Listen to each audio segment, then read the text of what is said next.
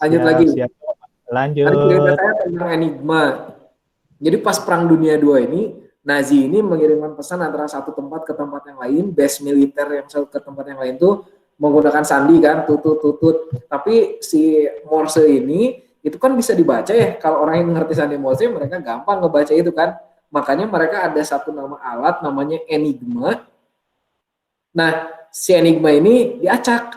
Jadi ketika misalkan kalau keyboard, ketika kita mencet huruf K, maka apa ya, yang muncul di layar kita itu bukan huruf K, tapi huruf W.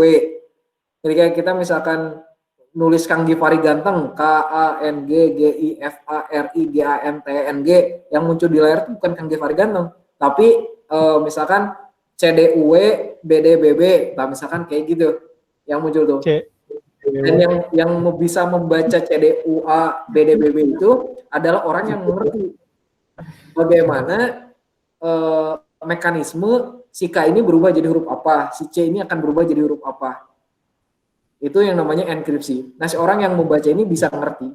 Nah, musuhnya Nazi, pada itu musuhnya Jerman, mereka nggak bisa membaca ini. Ya karena Jerman bisa saling ngirim pesan tanpa, walaupun kita mengetahui pesan yang disampaikan, kita nggak ngerti pesannya apa.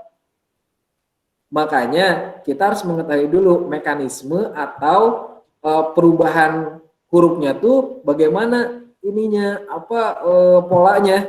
Huruf K berubah jadi huruf apa, huruf C berubah jadi huruf apa. Kita harus mengetahui pola itu. Masalahnya pola itu oleh Jerman diubah tiap hari. Tiap misalkan jam 12 malam, mereka ubah tiap hari. Jadi kalau misalkan musuh Jerman pada saat itu mengetahui, oh hari ini polanya seperti ini, dan mereka dapat pesan dari Jerman seperti ini. Tapi ketika besoknya Jerman mengubah polanya lagi, mereka sudah tidak bisa menggunakan pola yang sama di hari sebelumnya. Makanya mereka menggunakan alat apa ya namanya tuh, pokoknya Alan Turing. Pernah nonton nggak film Enigma? Hah? Film apa, Kang? Film namanya Enigma. Nah, di situ Alan Turing menciptakan satu mesin. Mesin itu bisa memecahkan pola yang dibuat pada hari itu. Oh. Jadi si polanya itu dipecahkan oleh mesin besar itu, dan di situ awal mula kita mengenal namanya komputer. Makanya Alan Turing itu disebut bapaknya computer science, bapaknya ilmu komputer. Makanya di sini quantum computing yang kita bayangkan adalah bukan komputer yang super cepat, super duper cepat, bukan. Karena sebetulnya kan komputer yang kita miliki sekarang ini adalah komputer yang sudah sangat cepat gitu ya. Pentium berapa? Intel generasi terbaru misalnya itu sudah sangat cepat sekali. Quantum computing ini bisa kita gunakannya untuk memproses perhitungan-perhitungan yang rumit sekali. Yang orang ketika mengerjakan itu maka akan menghabiskan waktu bertahun-tahun. Quantum computing itu kerjanya adalah untuk menghitung. Kalau misalkan di bidang kimia, misalkan reaksi kimia, kalau sekarang mencari vaksin misalkan, apakah vaksin ini bisa bekerja atau tidak di menghasilkan antibodi, atau misalkan ada suatu molekul bisa tidak menghambat vaksin virus untuk melekat pada tubuh kita di reseptornya melalui docking gitu ya. Kalau kita melakukan simulasi sederhana, wah itu menghabiskan waktu lama sekali. Tapi dengan quantum komputer itu bisa kerja dengan sangat cepat. Karena dia menggunakan prinsip ini, quantum physics atau fisika kuantum. Wah ini cukup dalam, sains banget ya, tapi nggak apa-apa sebagai gambaran. Jadi fisika itu ada namanya, kalau kita ini manusia kelihatannya besar. Ketika dipotong-potong-potong lagi, ukurannya itu kan sangat kecil, ketemu namanya apa? Namanya atom. Jadi kalau ini dipotong-potong-potong itu kita ketemu namanya karbon. Kita nemu katanya nitrogen, hidrogen, kayak gitu ya. Jadi sebenarnya badan saya dengan meja tuh boleh jadi unsurnya sama. Tapi building blocknya lah yang berbeda. Kalau ini misalkan banyakkan karbonnya, kalau saya karbon campuran nitrogen campuran apa, tapi kalau dipecah-pecah semuanya, ya kita unsurnya sama semuanya sesuai dengan yang ada di tabel periodik itu. Ujung-ujungnya ke situ, karena ketika kita meninggal pun ke badan kita terdekomposisi, itu kan ketika kita menumbuhkan pohon di atasnya, si pohon kan akan menyerap unsur hara yang di bawahnya, di kuburan kita. Unsur haranya dari mana? Ya dari tubuh kita, dari nitrogen, kan? tumbuhan memerlukan nitrogen kan, unsur-unsur hara sebagai makanan mereka untuk hidup. Jadi ketika dipecah-pecah lebih kecil lagi ada atom, dipecah lagi ada dibagi lagi elektron, neutron, dipecah lagi ada yang lebih kecil lagi, dipecah lagi ada quark namanya. Pokoknya ketingkatan yang lebih kecil, peneliti menemukan bahwa suatu benda itu bisa bersifat seperti gelombang atau bisa bersifat seperti suatu materi atau suatu zat. Jadi dia bisa bersifat seperti gelombang, ada juga dia bersifat materi. Itu disebutnya dengan dualisme partikel. Nah, kalau di sini ini namanya dia memanfaatkan superposisi dan entanglement effect. Kalau di komputer yang sekarang menggunakan transistor, kita cuma bisa mengetahui binari ya, kode binari 1 dan 0. Kalau di quantum computer, si quantum bit ini dia posisinya nggak tahu kemana, tapi ketika kita observasi, misalkan dia 0, berarti sebelahnya adalah 1. Ini cukup panjang lah. Cuman yang jelas, adanya quantum computer ini akan sangat-sangat memudahkan kita untuk menemukan material-material baru di dunia ini. Akan gampang sekali menemukan superconductor. Superconductor ini yang membuat, kalau nonton film Marvel, Avengers, misalkan ada Wakanda, si Black Panther, misalkan pakai kereta yang melayang levitasi di udara kayak gitu kan, pakai magnet, itu bisa jadi karena adanya superkonduktivitas yang membuat magnet ini melayang dan kita nggak perlu ada tenaga lah untuk menggerakkan itu.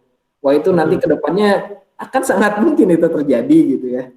Iya, betul. Kita harus paham bahwa itu bukan hanya ada di dunia hayalan. Itu sekarang memang orang-orang itu bekerja di bidang itu, benar, real adanya gitu. Iya, betul. Terus di bioteknologi, ada yang kenal ini apa? Spider-Man. Spider-Man ceritanya kan digigit oleh laba-laba, terus DNA laba-labanya nyambung ke DNA tubuhnya, lalu membuat dia menghasilkan protein, yang membuat dia juga mampu menghasilkan sarang laba-laba, tubuhnya nanti ada jaringan-jaringan usus yang membuat dia bisa bergerak di dinding gitu ya. Awalnya dari DNA, protein ke jaringan tubuh kan, dan metabolisme tubuhnya dia berubah, dia menjadi makhluk super. Terus ada yang tahu ini namanya Germa Double Six di serial One Piece manga. Mereka itu makhluk-makhluk buatan yang secara DNA mereka atur-atur. Jadi kalau misalkan ada DNA yang bagusnya mereka pasangkan di mereka, bapaknya pasangkan di mereka, lalu mereka memiliki kekuatan fisik yang melebihi manusia rata-rata karena hal-hal yang unggulnya lah yang dipasangkan ke mereka. Ini seperti kita merekayasa makhluk hidup. Kita seperti mencoba masuk ke wilayahnya Tuhan, masuk ke wilayahnya Allah, di mana kita merekayasa makhluk hidup. Tapi ini sangat mungkin terjadi karena kenapa? Sekarang tuh ada namanya genome editing, CRISPR. Jadi orang bisa mengambil mengambil sel-sel muda atau embryonic stem cell, pluripotent stem cell, terus dimasukkan ke embrio hewan anu gitu ya, misalkan di sini ke tikus, lalu ditumbuhkan si embrio tikus ini, dan embrio tikus ini akan memiliki sel-sel dari misalkan ini rat itu bedanya rat sama tikus, pokoknya tikus yang gede sama tikus yang kecil. Yang lebih gampang lagi manusia diambil pluripotent stem cell-nya, terus dimasukkan ke embrionya babi, terus nanti di babi itu akan tumbuh sel-sel manusia. Itu real terjadi sampai sekarang. Dan ini secara etika orang berbeda pendapat mengenai ini. Ada yang setuju, ada yang tidak. Yang tidak setuju bilang kalau kita tidak bisa mengontrol pertumbuhan selnya. Kalau ternyata selnya bergeraknya tuh ke sel otak gitu ya, dan si babi ini jadi memiliki kecerdasan seperti manusia, kan berbahaya. Nanti jadi seperti Patkai gitu ya, yang di Sun Gokong, cintanya tiada akhir. Nah kayak gitu, ini real ada. karena ada sekarang teknologi genome editing, terus mereka juga bisa menumbuhkan dan menghasilkan seperti ini. Ini sebenarnya tujuannya adalah untuk pengobatan. Pengobatan maksudnya seperti apa? Ketika kita misalkan ada penyakit jantung, kita bisa mengambil sel dari kulit kita, misalkan sel kulit kita itu sel dewasa, dibuat dia lagi menjadi sel muda yang mampu berdiferensiasi, terus ditempelkan di jantung, nanti jantungnya akan membaik gitu ya, sehat kembali. Itu jadi sebenarnya untuk kesehatan. Tapi dari kesehatan itu kita bisa melebar kemana-mana. Kita bisa menjadi rekayasa manusia, rekayasa organisme gitu ya. Sangat menarik sekali lah pokoknya kemajuan teknologi kita saat ini. Terus, nah ini contohnya. Ini adalah janin babi yang memiliki sel sel manusia di sininya. Ini cimeranya kayak gini.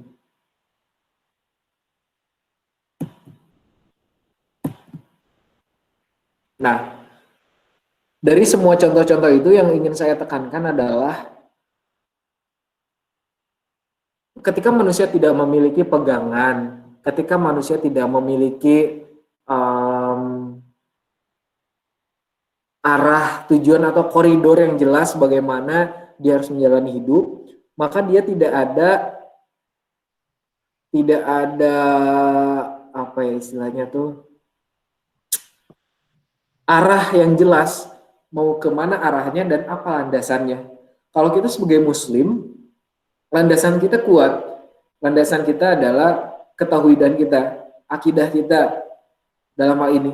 Jangan sampai apa yang kita lakukan itu membuat hal-hal yang seperti ini terjadi. Misalkan kita membuat manusia dengan babi gitu digabungkan tanpa ada unsur yang mendekatkan keimanan kita kepada Allah Subhanahu wa taala, yang membantu orang-orang memperbaiki sel-sel tubuhnya yang rusak.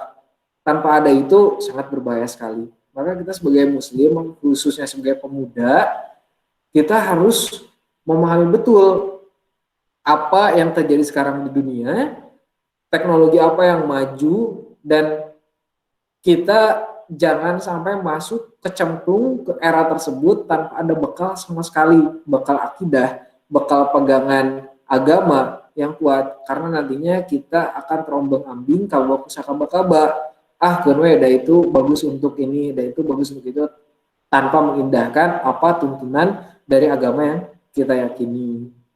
Balik lagi ke masalah pemuda kalau misalkan menurut undang-undang kepemudaan mah katanya masuknya dari umur 16 sampai 30 tahun. Saya yakin di sini yang bergabung di sini umurnya masih di rentang ini ya, 16 sampai 30 tahun. Berarti kita masih masuk ke dalam rentang golongan yang disebut sebagai pemuda. Lalu di Al-Quran juga disebutkan, dimention terus mengenai pemuda itu. Salah satunya di surat Al-Kahfi yang menceritakan tentang kumpulan pemuda. Kami kisahkan kepadamu, Nabi Muhammad SAW, dan sebenarnya sesungguhnya mereka adalah para pemuda yang beriman kepada Tuhannya, dan kami tambahkan petunjuk kepada mereka. Dan dalam hadis riwayat Bukhari juga disebutkan 7 golongan dapat tangan Allah pada hari kiamat. Salah satunya adalah pemuda yang rajin dalam ibadah kepada Allah Subhanahu wa taala. Dan kita harus mengingat bahwa ibadah itu kan ada ibadah yang langsung kepada Allah dan juga kepada lingkungan sekitar kita. Hablum minallah, hablum minanas.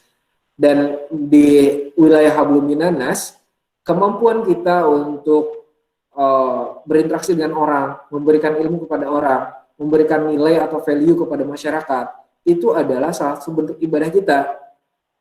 Salah satu cara untuk kita berdakwah, salah satu agar kita bermanfaat. Dalam hadis riwayat Tirmizi, khairun nas anfa'uhum linnas, sesungguhnya sebaik-baiknya manusia adalah bermanfaat bagi orang lain. Itu juga mengingatkan kita bahwa sebagai seorang pemuda, apapun bidang yang kita tekuni, sehebat apapun teknologi yang kita pahami, maka harus ada landasan, harus ada fondasi untuk apa kita mengerjakan hal tersebut. Dan ya jawabannya adalah untuk menambah keimanan kita, untuk memudahkan kita untuk beribadah kepada Allah Subhanahu wa taala. Nah, sehingga bonus demografi, terus era globalisasi, maaf kok era globalisasi, revolusi industri 4.0 yang kita sekarang sedang alami, itu membuat kita tidak boleh berdiam diri, membuat kita harus terus menambah wawasan kita, harus membuat kita mempersiapkan diri, membekali diri kita. Nah, ini ada beberapa tips dari saya, bagaimana kita harus membekali diri kita untuk menghadapi diri kita nanti di era bonus demografi dan juga pada revolusi industri 4.0 di mana teknologi sudah sangat canggih di mana-mana. Pertama, nih menarik sekali infografis ini. Meningkatnya pengangguran lulusan universitas. D1, D2, D3 naik tingkat pengangguran. Universitas juga naik tingkat pengangguran. Sedangkan SMK turun, SMA turun, SMP turun, SD ke bawah turun. Hal ini mengisyaratkan bahwa keterampilan itu ternyata tidak serta-merta dimiliki oleh lulusan S1 atau lulusan diploma. Sehingga mereka membuat mencari pekerjaan itu sulit karena tidak cocok. Ekspektasi penghasilannya lebih tinggi, penyediaan lapangan kerjanya terbatas. Sedangkan di sisi lain, Indonesia ini minim tenaga ahli. Kan lucu ya? Kita bisa sebutkan bahwa S1, S2, S3, atau sarjana dan diploma ini seseorang yang memiliki keahlian khusus dalam suatu bidang tertentu. Tapi ternyata penyerapan tenaga kerjanya itu tidak sebesar itu. Meskipun katanya Indonesia ini minim tenaga ahli. Hal ini terjadi karena kenapa? Karena ekosistem di kita tidak terbentuk dengan baik. Atau kita sendiri belum secara negara belum bisa mengoptimalkan lahan-lahan pekerjaan yang bisa menyerap tenaga kerja ahli. Sehingga tidak sedikit teman-teman yang memiliki keahlian khusus di bidang engineering, di bidang apalagi ya, biologi, mereka lebih memilih untuk pergi ke luar negeri karena skill mereka lebih terasah di sana. Insya Allah nanti Indonesia ketika ekosistemnya sudah terbentuk, terus banyak orang yang berinvestasi di Indonesia, terus banyak orang yang ingin berinvestasi dalam bidang pengembangan dan bidang rekayasa, riset, maka insya Allah Indonesia akan menjadi negara maju pada saat nanti di era di mana bonus demografi kita dapatkan. Yang jelas di sini adalah ingin saya tekankan, milikilah skill khusus yang dapat bermanfaat bagi diri sendiri dan banyak orang. Karena semakin kita memiliki skill khusus, kita akan mampu lebih bermanfaat bagi orang lain. Seperti contohnya ini, kita memiliki skill khusus membuat, kalau di Indonesia yang sangat bermanfaat, misalkan kita sekarang punya skill desain grafis. Wah, itu sangat bermanfaat sekali. Orang mencari, masyarakat tuh mencari orang yang bisa atau menguasai ilmu desain grafis.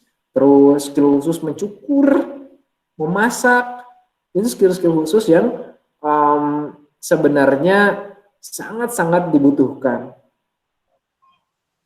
Terus yang jelas poinnya adalah skill khusus itu harus kita miliki. Nah, ketika kita ditanya sekarang misalkan, kamu bisa apa?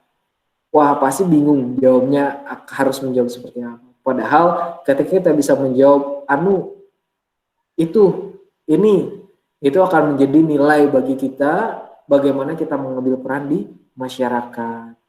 Contohnya saya juga merasa bahwa skill saya di riset, tapi kalau ketika saya pergi ke Indonesia mungkin ekosistem ini tidak ada.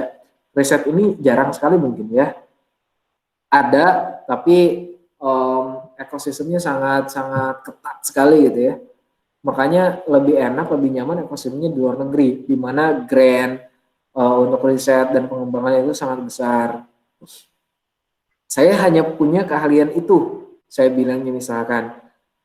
Makanya, tapi setidaknya saya mengetahui apa yang menjadi keahlian saya. yang ingin saya explore, yang ingin saya jadikan sebagai kekuatan saya. Nah, untuk teman-teman walaupun teman-teman merasa bahwa wah saya mah jurusan S1 ini jurusan anu misalkan, tapi saya ngerasanya saya salah jurusan misalkan, waduh jangan apa ya, jangan putus asa dulu di dalam hal itu, karena kuliah itu adalah dimana kita mendapatkan wawasan yang luas, dimana kita mendapatkan karakter yang kokoh, sehingga ketika kita lulus sekolah, maka kita memiliki wawasan yang luas, skill yang banyak, dan kita nanti bisa kembangkan salah satu skill yang kita punya itu untuk menjadikan kekuatan kita. Makanya perlu sekali kita memahami apa nih kesukaan kita, apa yang menjadi kesukaan kita yang bermanfaat untuk orang lain, apa kesukaan kita yang kita sukai bermanfaat untuk orang lain dan menghasilkan uang. Konsep ini tuh ada namanya konsep ikigai kalau di Jepang tuh. Jadi konsep irisan di mana yang kita lakukan itu sesuai passion kita, hobi kita, terus menghasilkan uang, menghasilkan kesejahteraan untuk orang banyak, bermanfaat untuk orang banyak. Nah, kita harus menemukan ikigai kita atau passion kita di sebelah mana. Jangan sampai kita tuh bingung, wah saya mau ngapain, saya nggak bisa apa-apa. Nggak mungkin kita nggak bisa apa-apa, kita pasti bisa untuk melakukan sesuatu, karena skill itu tinggal kita asah saja, kita hanya tinggal punya arena untuk kita mengasah skill kita, dan milikilah cita-cita. Kalau umuran kita sekarang mah rada aneh ya, ketika ditanya cita-cita kamu apa, sebenarnya itu penting sekali. Cita-cita itu apa ya? Cita-cita itu bolehlah itu abstrak gitu ya. Cita-cita saya ingin bermanfaat untuk orang lain. Nah, dengan cara apa kamu ingin bermanfaat orang lain? Saya ingin bermanfaat orang lainnya dengan cara berdagang misalkan. Ya berarti tempuhlah jalan, bina dirimu untuk bisa jadi seorang pedagang yang hebat agar mampu cita-cita kamu tercapai. Jadi bermanfaat orang-orang lain kayak gitu. Itu penting sekali ya, memiliki cita-cita. Abstraksi dari cita-cita lalu kita realkan dalam wujud apa. Misalkan saya ingin bermanfaat orang lain, caranya seperti apa? Ingin menjadi wali kota, misalkan, tekunan awan. Tapi jangan jadikan wali kota itu sebagai cita-cita, karena wali kota itu sebagai sarana, alat yang kita gunakan. Sehingga ketika kita tidak mencapai alat itu, kita bisa mencari alat yang lain. Karena cita-cita kita utamanya adalah yang tadi, yang abstrak tadi.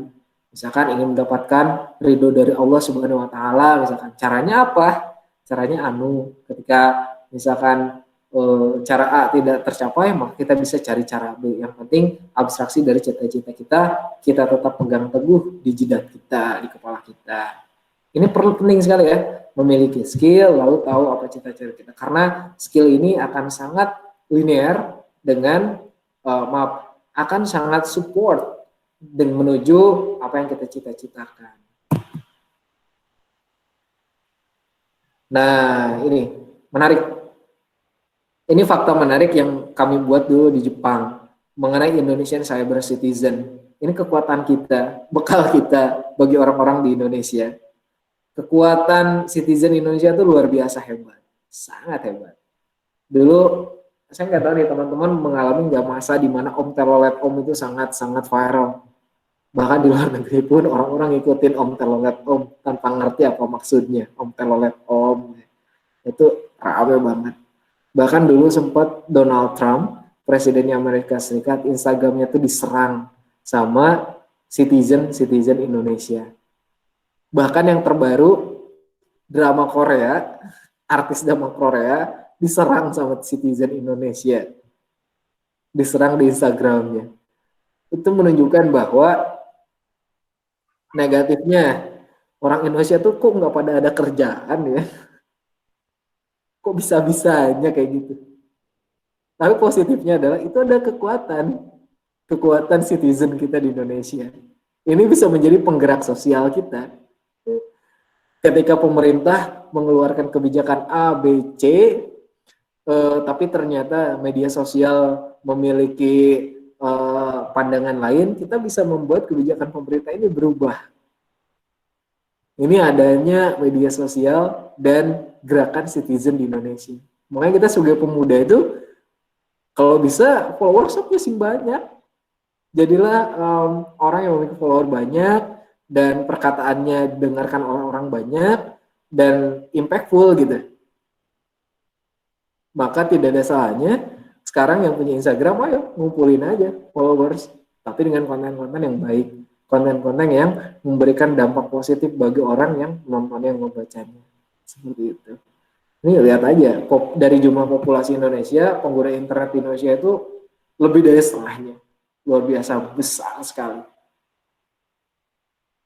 Selain dari penggerak sosial itu, dengan jumlah pengguna internet sebesar ini juga adalah pasar konsumen. Kalau dari perspektif ekonomi, kita bisa dagang di sini. Kita bisa menguatkan bidang ekonomi kita. Ini kita harus pahami betul keberadaan kekuatan kita seperti ini. Makanya sok yang punya Instagram, udah perbaiki Instagramnya, jadi yang benar-benar banyak followersnya gitu ya, dan berikan dampak yang positif dan dampak yang sangat bagus. Karena ketika followersnya banyak dan kalian bilang, ayo kita ngapain, misalkan kita serang Donald Trump, wah pada diserang tuh bisa. Karena kita sebagai penggerak seperti itu. Makanya sebagai penggerak kita harus juga mengisi pikiran kita, mengisi daya pikir kita dengan banyak membaca, banyak mendapatkan wawasan luas, agar apa yang kita sampaikan kepada orang lain memiliki impact yang luar biasa besar. 5 menit lagi, Kang. Oh, oke. Nah, ini penting banget nih, UMKM menopang ekonomi Indonesia. Sekarang kan orang bilang rame-rame resesi ekonomi ya. Mungkin bagi teman-teman yang berada di bidang ekonomi, sekarang belajar ekonomi, paham sekali bahwa resesi ekonomi ini terjadi ketika produk domestik bruto di beberapa kuartal di 1 tahun di Indonesia ini secara berturut-turut minus gitu kan. Ini terjadi ketika orang nggak mau belanja. Orang produksi banyak, tapi orang nggak mau belanja. Misalkan si Kang Gifari jualan cilok, tapi orang nggak mau beli ciloknya Kang Gifari karena takut, misalkan takut corona jadi nggak mau keluar. Kang Gifari kan jadi bangkrut, nggak bisa produksi lagi. Kang Gifari bangkrut, Kang Gifari nggak menghasilkan uang, Kang Gifari nggak bisa ngasih ke pekerjanya Kang Gifari. Pekerjanya Kang Gifari nggak mendapatkan uang dari Kang Gifari, pekerjanya Kang Gifari nggak bisa belanja. Kalau pekerjaannya Kang Gifari nggak bisa belanja, maka toko-toko jadi nggak ada penghasilan. Kalau toko-toko nggak ada penghasilan, maka dia nggak bisa ngebayar pekerja. Gitu ya, terus muter terus semuanya. Karena orang tidak mau membelanjakan. Karena yang penting dalam ekonomi itu aktivitas ekonomi, bukan di satu negara kalau misalkan semua orang punya uang banyak, tapi orang tersebut nggak mau jajan, nggak mau belanja kebutuhan primer gitu ya, itu nggak akan berjalan ekonomi. Percuma kita punya uang banyak, tapi kita nggak bisa menggunakan uang tersebut karena tidak ada yang memproduksi. Makanya dulu tahun 98 UMKM ini sangat-sangat membantu. UMKM ini maksudnya orang masih mau melakukan transaksi ekonomi dengan UMKM dan ekonomi tetap berjalan, bahkan kontribusi di UMKM ini sehingga 60,3% di PDB atau produk domestik bruto. Nah, yang menjalankan UMKM ini siapa? Karena nanti di bonus demografi ini kitalah yang menjadi angkatan produktifnya. Sebisa mungkin kalau misalkan kita memiliki passion berdagang, maka berdaganglah. Agar ekonomi berjalan dengan baik, menghasilkan uang yang banyak, membantu orang lain. Karena uang itu akan bermanfaat kalau uang itu berjalan, maksudnya berpindah tempat dari satu tempat ke tempat yang lain. Kalau uang itu diam, ya tidak akan bermanfaat untuk orang lain. Orang memproduksi padi, tapi kalau orang tidak ada yang mau beli padi, ya tidak bisa ngapa-ngapain. Orang juga yang punya uang tapi nggak bisa beli padi, ya nggak bisa makan. Dia semuanya harus tetap berjalan, dan UMKM ini sangat-sangat membantu di proses ekonomi ini. Makanya bagi teman-teman yang memiliki passion di bidang dagang, UMKM, apapun itu, ayo buka lapangan pekerjaan sebanyak mungkin, usahakan yang kecil-kecil dulu, boleh belajar, nanti sudah paham bagaimana cara berdagang, bisa lebih besar. Saya dulu sedikit share, dulu ketika saya pulang ke Indonesia setelah S2, saya tuh apa namanya, saya juga ingin dagang, belajar dagang, tapi bukan hanya sekedar dagang. Saya ingin membantu. Dulu tuh ada beberapa mahasiswa di Unsil, niatnya saya tuh dagang saya tuh sok lah diambilnya barangnya gitu misalkan. Dulu saya jualan makanan, ambil barangnya, kalau misalkan kejual, mangga ambil untungnya sekian, kalau enggak kejual ya udah balikin ke saya, kayak gitu. Dan kerjaan mereka cuma nyimpen barangnya di kelas, habis mereka dapat uangnya, ya balikin lagi ke saya. Udah gitu doang. Dan mereka dapat uang jajan tambahan di situ, saya membantu mereka dan saya juga mendapatkan keuntungan. Nah itu cara sederhana bagaimana kita membuat diri kita bermanfaat orang lain, tapi juga mendapatkan benefit untuk diri kita sendiri. Hal yang lainnya, aktif di kegiatan bersifat sosial kemasyarakatan, seperti sekarang di GMT atau Impactivis, tingkatkan kemampuan berbahasa, karena kemampuan berbahasa ini sangat penting. Seenggaknya kemampuan berbahasa Inggris, kita paham lah. Baca, kita paham, mendengarkan orang berbicara, kita paham. Itu sangat penting, karena bahasa global sekarang, ya kalau nggak bahasa Inggris, bahasa Mandarin itu juga bisa banget. Karena sekarang populasi dunia itu yang 1, 2, 3, salah satunya adalah India dan Cina. Cina sih yang masih lebih besar. Makanya bahasa Mandarin, bahasa Inggris itu sangat-sangat membantu. Asa empati diri dengan senantiasa mengikuti isu yang berkembang di sekitar kita dan kritis terhadapnya, dan tentukan mau menjadi apa kita nanti. Udah itu aja paling, sok lah, teman. Mangga kalau ada tanya jawab, diskusi, dipersilakan. Masya Allah, pas sekali ya